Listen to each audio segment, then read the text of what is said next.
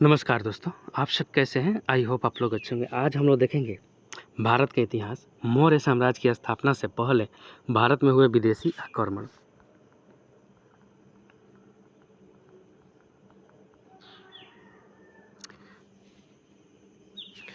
मौर्य साम्राज्य की स्थापना से पहले भारत पर आक्रमण करने वाला पहला विदेशी आक्रमणकारी ईरान के शासक डेमियस प्रथम था, जिसे भारतीय भाषा में दायबाहु प्रथम के नाम से जाना जाता है।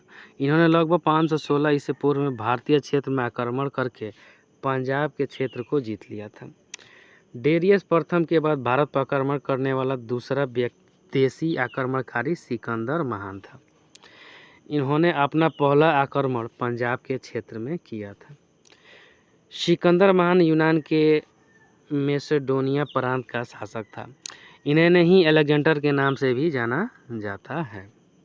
इन्होंने दूसरे यूनान को जीतने के पश्चात अपना ध्यान भारत की ओर किया और इस क्रम में 326 बीसी में तक्षशिला पर आक्रमण करके वहां के शासक अंबी को पराजित कर दिया, किंतु दोनों के बीच समझौता हो गया। सिकंदर का तक्षशिला अभियान के पश्चात दूसरा अभियान पौरव राज्य के खिलाफ हुआ था।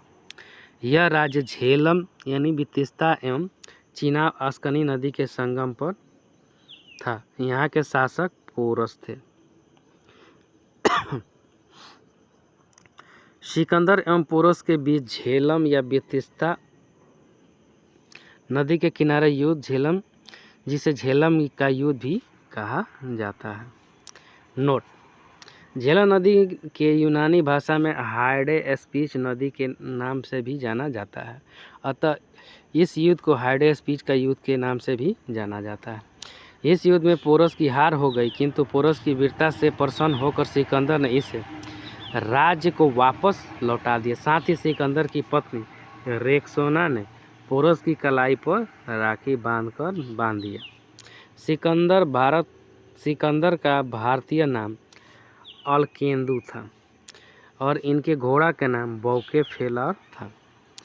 पोरस के बाद सिकंदर ने अन्य भारतीय प्रदेश को जीतने का प्रयास किया, किंतु सिकंदर की सेना ब्यास नदी को पार करने से मना कर दिया। ब्यास नदी को यूनानी भाषा में हाइफेनिस नदी कहा जाता है। अपनी सेना की बात को स्वीकार करते हुए सिकंदर ने स्वदेश लौटने का निर्णय ले लिया और अपनी सेना को 2 टुकड़ियों में बांट दिया।